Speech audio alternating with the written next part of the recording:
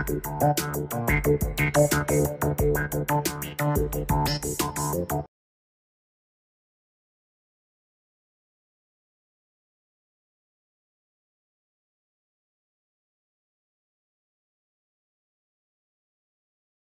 que diz respeito ao segundo turno para a presidência da República, os números foram confirmados.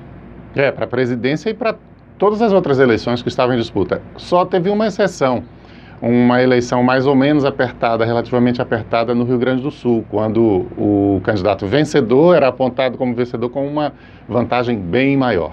Foi a única exceção, foi o Rio Grande do Sul. No mais, as pesquisas nesse segundo turno foram muito mais precisas, inclusive em relação à eleição presidencial, que era a queixa de muitos bolsonaristas, né, das pesquisas dos últimos dias, que estavam aproximando um pouco os dois candidatos, embora ainda por uma distância segura, mas aí o pessoal estava dizendo que estava contestando essas pesquisas, mas elas se confirmaram, né? Dessa vez os institutos de pesquisa, não sei se modificaram alguma coisa na metodologia, porque os erros do primeiro turno foram gigantescos, até próximos de 30 pontos percentuais, como aconteceu no caso de Minas Gerais.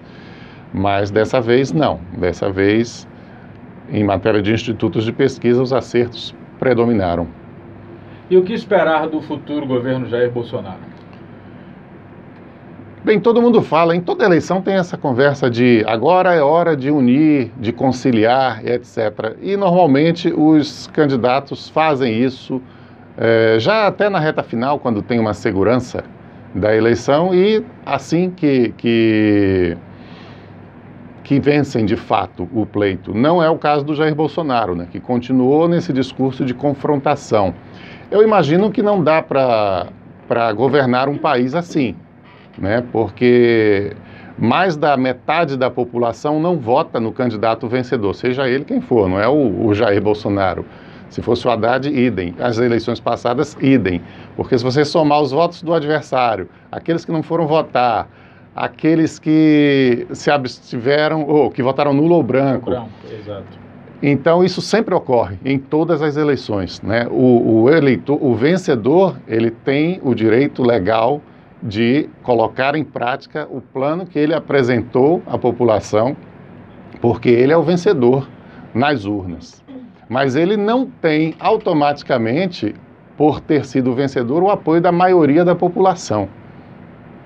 A maioria da população nunca vota no candidato vencedor. E aí ele vai governar e tentar fazer um governo que seja aprovado até para obter sua reeleição. Aliás, uma das promessas de Jair Bolsonaro é acabar com a reeleição, que é muito bem-vindo. Se ele fizer isso, será importante, será excelente. Agora, esse clima de confrontação ele tem procurado manter, né? No discurso do domingo anterior, que fez com que ele perdesse uma boa quantidade de votos, ele falou em perseguir adversários, em mandar adversários para a cadeia ou para fora do país, né? Então isso assustou muita gente, inclusive, e fez com que ele perdesse atribui-se uma parte dessa queda que ele teve na última semana a esse discurso na Avenida Paulista. Esse discurso até aqui não mudou.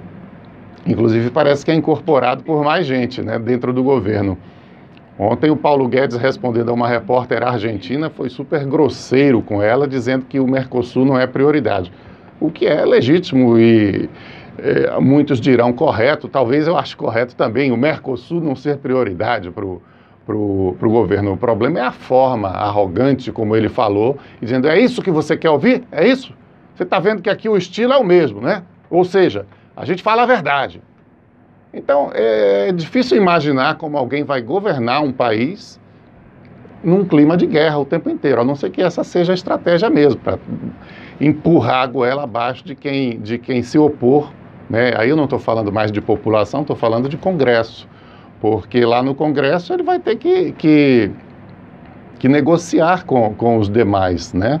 Evidente que a maioria ele terá, porque há um grande núcleo ali que não tem uma base ideológica firme e vai aderir sempre ao vencedor, seja lá qual for o vencedor, mas a oposição dá trabalho, né? A oposição consegue obstruir, a oposição consegue eventualmente impedir que o governo aprove tudo que quer. A propósito, o discurso do Fernando Haddad ontem já teve todo um tom de eu diria, força no que tange à questão oposicionista. O Haddad até foi criticado por alguns setores da imprensa por sequer ter reconhecido a derrota ou ter parabenizado Jair Bolsonaro pela vitória. Lhe surpreendeu o Haddad não ter feito nenhuma referência a Bolsonaro, nem ter reconhecido a derrota, como geralmente acontece? É porque, de fato, a gente não teve nessa eleição um clima de disputa eleitoral normal, a gente teve um clima de guerra. Eu espero que agora o clima de guerra acabe, né? E isso depende muito mais do vencedor do que do vencido, né? Porque o vencido acabou, está lá. Por um tempo ele será esquecido. E agora começa um novo governo. E as pessoas estão, inclusive, ansiosas por um novo governo, ansiosas por muitas mudanças. E então, esse clima de guerra, eu acho que não constrói nada, né? Não dá, lógico, evidente, porque guerra é para destruir, né? Guerra não constrói mesmo, né? Só depois que a guerra passa que se vai lá reconstruir aquilo tudo que ficou destruído. Então, a guerra tinha que passar agora. Será que vai passar? Não dá para a gente ter essa resposta ainda, até aqui. Parece que a aposta... Até o momento ainda não houve uma aposta na conciliação, mas eu imagino que haverá. Várias situações relativas à violência, a morte do mestre Moa do Catendê, morreu também, foi morto no Ceará no sábado, um rapaz que estava participando de uma carreata pró-Haddad, vários atos de violência registrados ontem no Rio Vermelho, esse fato que aconteceu na Barra também, em Salvador. Você imagina que o clima vá ser menos conflituoso, menos violento nos próximos dias, Glauco?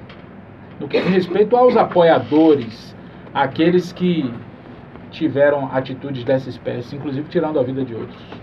O problema é que essas pessoas se sentem autorizadas pelas palavras que são constantemente pronunciadas pelo candidato a presidente Jair Bolsonaro, agora eleito presidente, né? Então essas pessoas aí, ele diz, eu não tenho nada com isso. Sim, ele não foi lá bater em ninguém, mas ele tem a ver com isso quando ele estimula a violência ao dizer que as pessoas que não concordarem com o governo vão ser banidas ou presas. Então, a gente tem visto isso também em relação à imprensa, direcionado à imprensa. Nós somos, na internet, furiosamente atacados.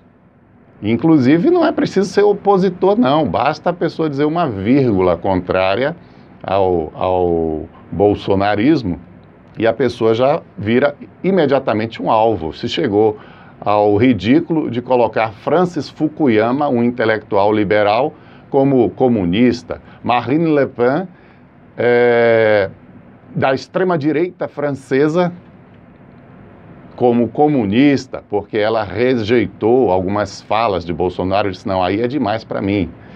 Então, esse ambiente tem sido estimulado pelo candidato a presidente Jair Bolsonaro.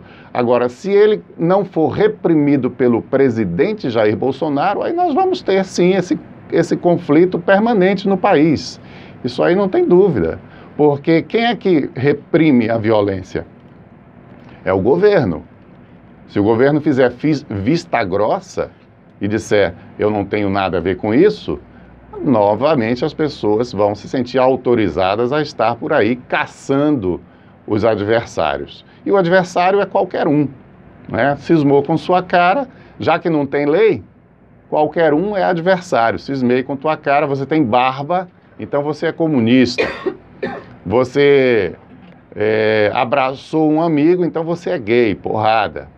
Então, tem pessoas que estão aí como adeptas do candidato Jair Bolsonaro que tem esse tipo de comportamento. E caberá ao governo reprimir esse comportamento, né? E isso não é o governo Bolsonaro, não. Já é do governo Temer, porque começa, ainda tem novembro e dezembro de governo Temer, né? E é preciso que se faça cumprir a lei, né? E quem vai brigar e bater e esburrar as pessoas na rua tem que ser preso. Agora, imediatamente após a eleição, aí, mesmo que não fosse esse ambiente que nós estamos vivendo, sempre ocorrem brigas, né? Isso aí é normal, porque é uma disputa. E quem perde está exaltado e quem ganha está exaltado também. E, infelizmente, sobra para alguns. E ocorrem excessos, como ocorreu com o mestre Moa, como ocorreu com o garoto morto lá no Ceará, que estava participando de uma carreata, veio um marginal e atirou nele, porque tinha outra opção política, né?